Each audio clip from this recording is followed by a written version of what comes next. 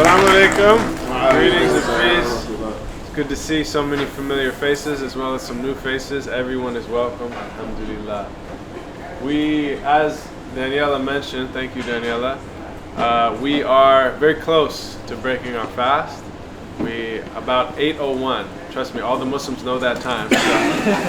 So until then, we have a beautiful program, and I'm really just here to introduce and be the hype man for our brother Ramis. So I want to say a little bit about Ramadan and about our organization Wasat and how we got involved in this work. So Wasat is an Arabic word which means justice. It means the balance. It means the middlemost, the heart of something. And it comes from a verse in the Quran, وَكَذَلِكَ جَعَلْنَاكُمْ أُمَّةً وَسَطًا لِتَكُونُوا شُهَدَاءَ عَلَى النَّاسِ وَيَكُونَ الرَّسُولُ عَلَيْكُمْ شَهِيدًا. In this verse, the Muslims are called to be a community of the Wasat, to be upright and to be just and to be good to all people. And then the verse says that you can exemplify this Wasatiya, this goodness for all of humanity, and that the messenger of God, the Prophet Muhammad, peace and blessings be upon him, will be your exemplar. So this is the verse that we take it from. And Wasat is an organization of Muslims in Seattle of all different backgrounds.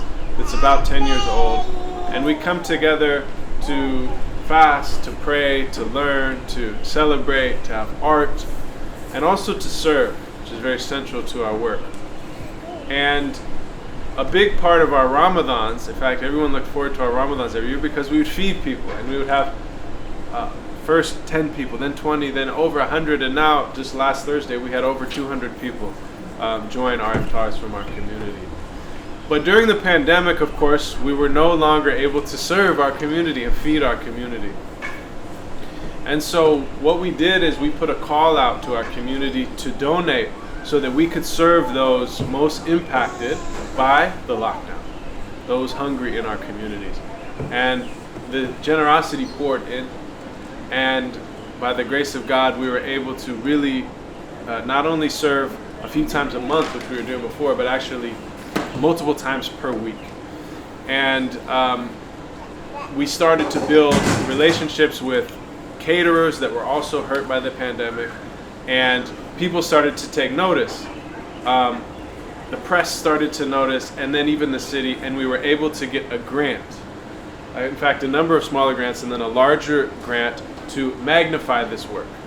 And the grant that we got is called Waste Free, and the grant is to work with local farmers, independent farmers, and use their surplus produce and bring that to caterers such that those caterers make those meals that we then take to serve those in need in our community. And Ramis can speak more about this, but when we got this grant, my dream actually was to bring Brother Ramis. So I've known Ramis for many years. He is someone who is really a specialist, world-renowned specialist in permaculture, caring for the earth. But also he's someone who is really a representative of the Islamic tradition of thinking about economics, justice in economics, how we care for the earth, how we care for people. And so he really brings this wealth of perspective because, as we know, it's not just about feeding people, but it's about thinking differently about the systems that create inequalities and create circumstances where the earth itself is being harmed. And so we're really grateful to have him in Seattle. He's been here for not even a year, and he's already had a big impact. So I just want to close with a hadith of our beloved Prophet, peace and blessings be upon him. He said, Ya ayyuhan nas, afshu as-salam, watim at-ta'am, wasilu al-arham, wasallu bil-layli, wan-nasu na'am, tadkhulu al-jannah bi-salam. He said, spread peace amongst people and feed food. He didn't even specify who, just feed anyone, feed everyone. And honor the wombs that bore you. And pray at night when people are sleeping, and you will enter into the garden with salam, with peace. So this is one of the realities that we hope to honor, and to honor this earth, the Mother Earth, the womb that bore us, and to feed. And so we look forward to feeding all of you. But before that, we want to hear from our beloved brother, Ramis Kent. Please give him a round of applause. Bismillah ar-Rahman ar-Rahim. Alhamdulillah Rabbil Alameen. Wa sallallahu ala Sayyidina Muhammad wa ala alihi wa sahbihi wa salam taslima. Wa la hawla wa la quwwata illa billahi al-aliyyil azim. Assalamu alaikum. So before I give my remarks, we were going to show a film that was recently put together that provides, I think, a bit of a primer to the program that we have been engaged with. I'm sorry? A little louder, I'm sorry. I've never had anybody tell me that. Never had anybody tell me that. That's good. That's a challenge. Yeah, so, I'm sorry? Yeah, it's kind of like a little speak. It's okay. So we're going to show this film. This was done, I guess, like maybe a week and a half ago.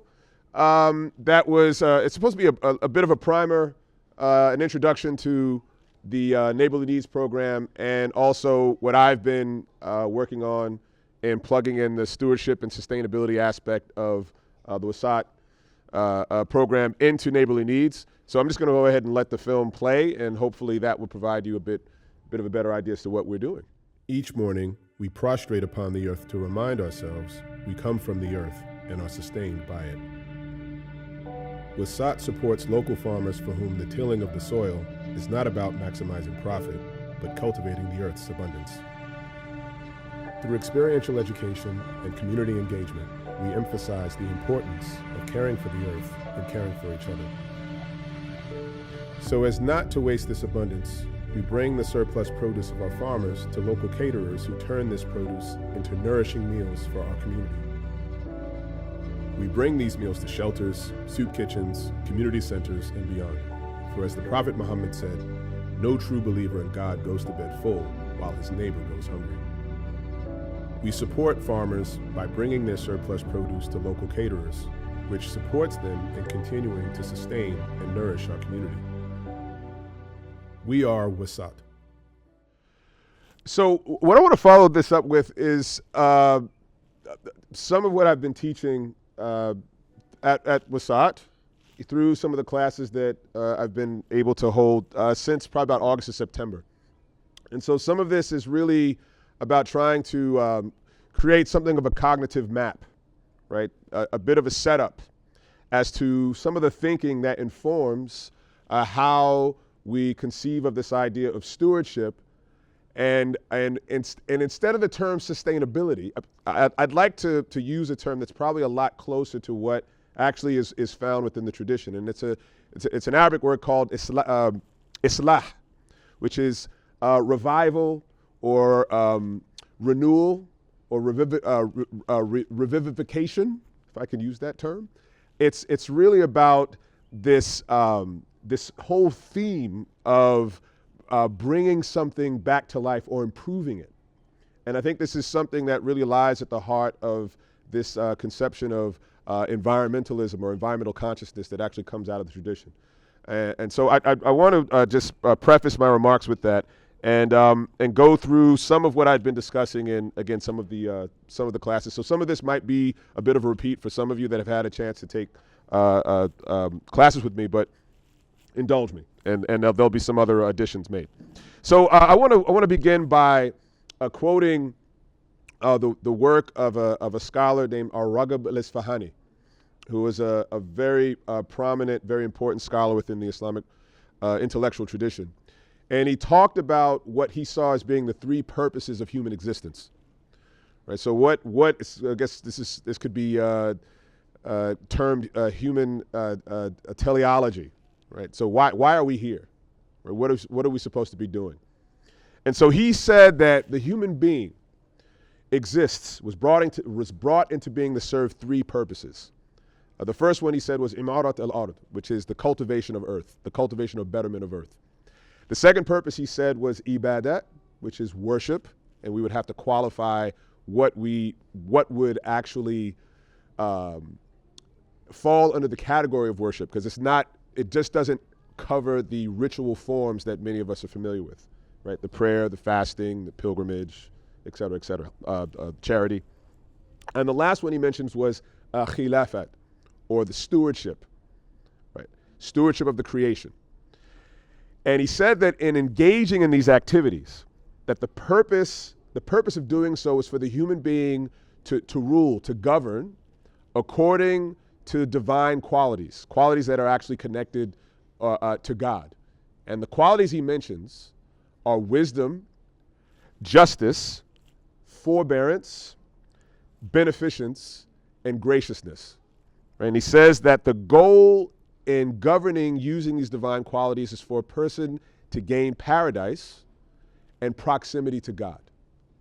And the reason why this is important to mention in the beginning is because our concern about the environment, our concern about ecology, our concern about the climate is not divorced from our understanding of the reason why we exist. There's something foundation and elemental in being able to have this comprehensive understanding as to how these things are connected to our being here and what we should be busying ourselves with. So I'm going to read a couple of excerpts from a couple of articles that I often use, actually the teachers of mine and colleagues of mine that have written on this topic. And I think before reading through these portions of these published works, part of this cognitive map that I would like for you to try to set up in your mind is informed by trying to answer a few questions, right? And the first one would be the cosmological question, right? Which was basically, what is all of this? Like, where are we? How do we make sense of what's here? Right? How do we piece it all together? So there's cosmology. Then there's the epistemological question. What do we know? Right? How do we know anything? Then there's ontology. Like, what am I? Who are we? What are we? Then there is soteriology. What am I supposed to be doing while I'm here? Right? In order to meet with a good ending, a favorable ending. And eschatology. Right, the eschatological question: where am I going? And also we can say the teleological question, right, which is about the purpose of our being here, the purpose of our existing. So the first quote I'm going to refer to is from a teacher and colleague of mine, Dr. Uthman Abdurrahman Llewellyn, and he goes on to discuss here again some of the answers to the questions that, again, were posed. And so he begins by saying that all creatures, everything in existence, is sustained by one Rabb, or Lord. And he has created them in measure and proportion, and has ordered and balanced them so as to sustain them by means of each other. Nothing is created without value and purpose. The purpose of each creature is to serve the sustainer of all by fulfilling its sustained role, thereby contributing to the cosmic design and purpose, to the welfare and the totality. All beings are thus united in aim, and benefiting the whole is a value that pervades the universe.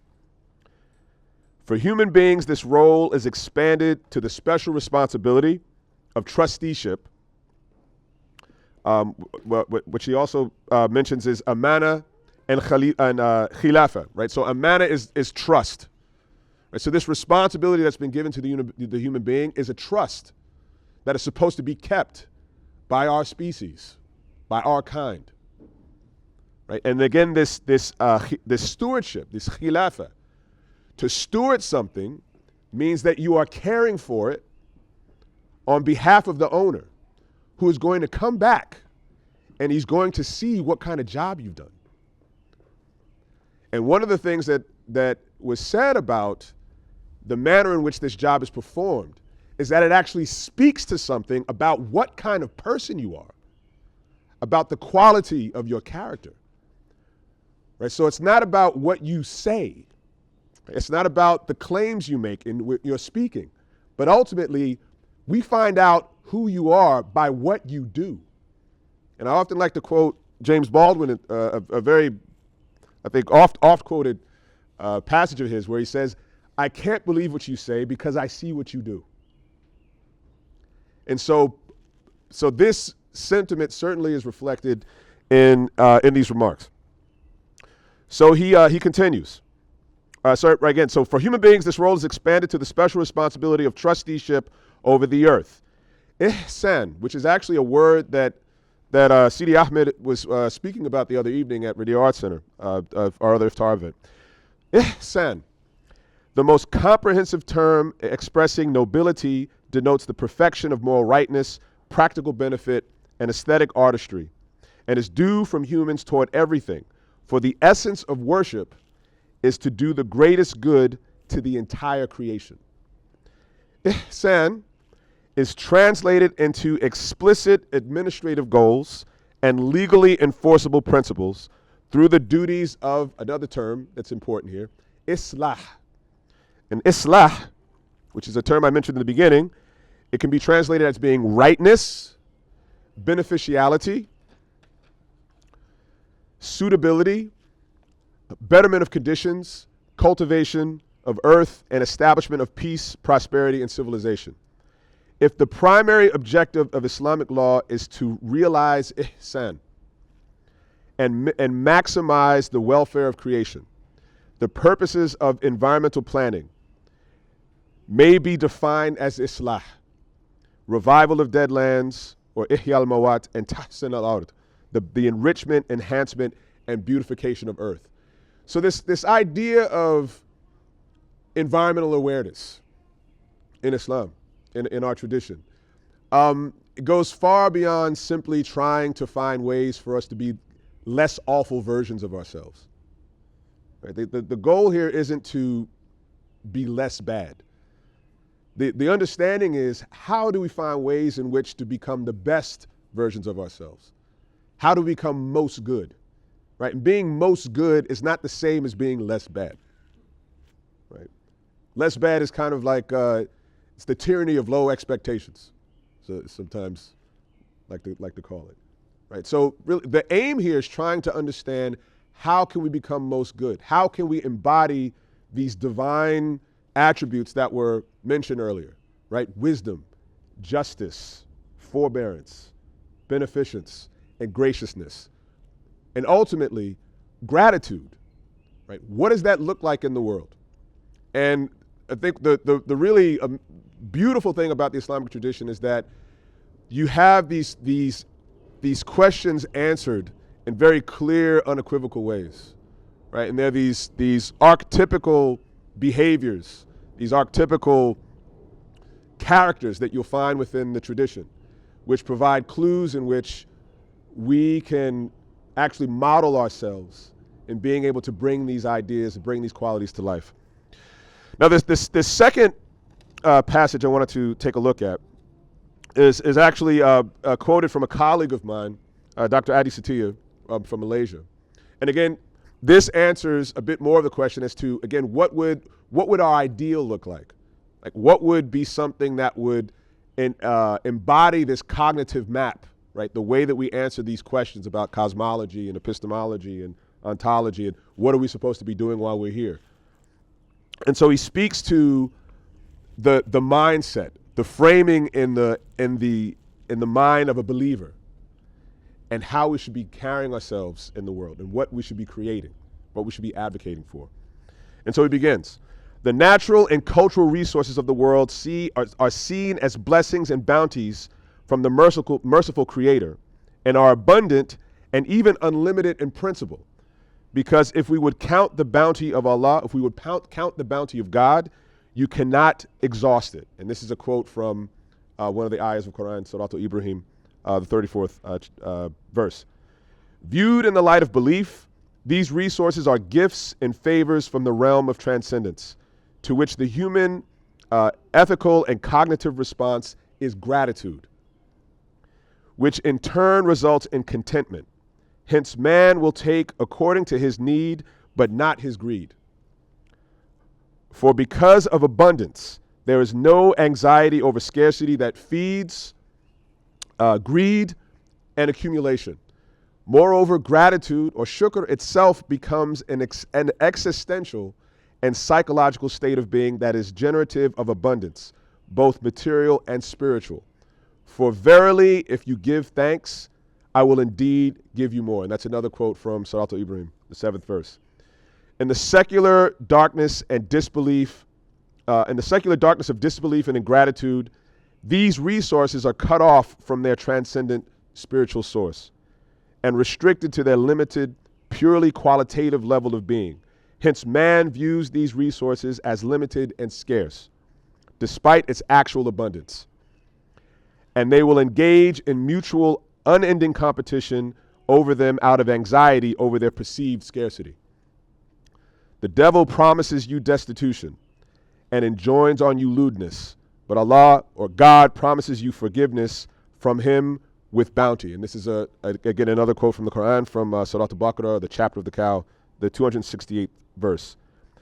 Without belief, man will out of anxiety take these resources according to his greed, without any sense of recognition of and reliance on their true transcendent source, which in turn results in ingratitude and his loss of connection, leading to an existential and psychological state of perpetual anxiety and endless yearning. And again, he ends this passage with another quote from the Quran. But if you are thankful, then indeed, if you are unthankful, if you are thankless, then indeed my punishment is dire and severe.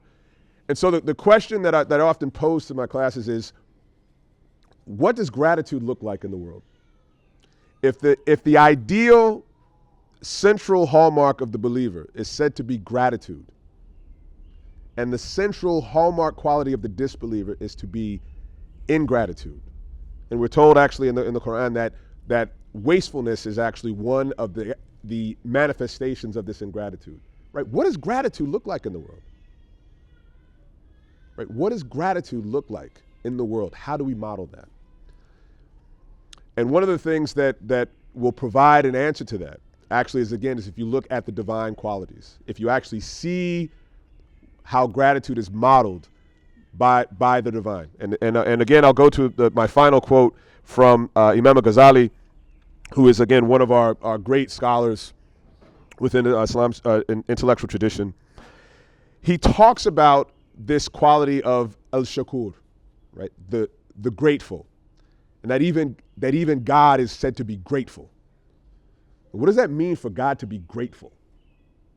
Well, what does he have to be grateful for? Right? And he explains.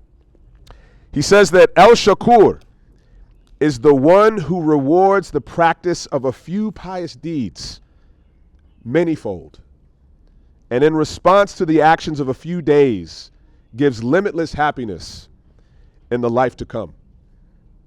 The one who rewards a good deed manyfold is said to be grateful for that deed, while whoever commends the one who does a good deed is also said to be grateful. Yet if you consider the multiplication factor in reward, only God, great and glorious, is absolutely grateful, because his multiplication of the reward is unrestricted and unlimited, for there is no end to the happiness of paradise. And this is followed up by actually a quote. Again, this is from the Prophet Muhammad. He says that, sallallahu alaihi wasallam, this is from a hadith. He says that Allah says, I have prepared for my righteous slaves such excellent things as no eye has ever seen, nor an ear has ever heard, and nor a human heart can ever think of. And interestingly enough, this is actually a quote. The very similar quote can be found in the Bible.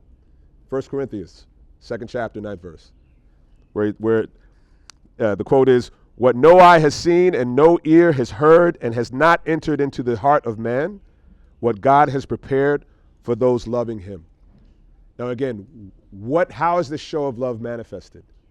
It is by displaying this quality of ihsan, right? Magnanimity, excellence, right? Not only towards other people, not only towards those who believe the same as you, This magnanimity is to be shown to the entire creation, everything in existence.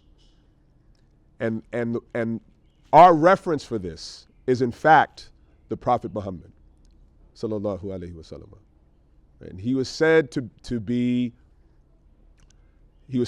sent as a mercy to all of the worlds, right? All of the worlds, which would include, again, everything in existence. He was muhsin, meaning he embodied this quality of excellence and magnanimity. And really this is what informs what we are doing with this program called Stewardship and Sustainability, which I will propose the renaming Stewardship and Renewal, right? Because this is what we're engaged in. We are engaged in Islah, right? Islah. We are renewing what has been degraded, what has been devalued, what has been destroyed. We are renewers. That is our highest function as a species, right? And that is something that we should be striving for, and that's something that we're trying to actually embody with our program here, right? So I think, as Ahmed said, one of the things we've also been trying to do with the program is also show this link between not only concern about ecology, but economy, right? Because etymologically they're related, right? So economy, if you break the word down, economy is management, right, of the household, right? Management of the household.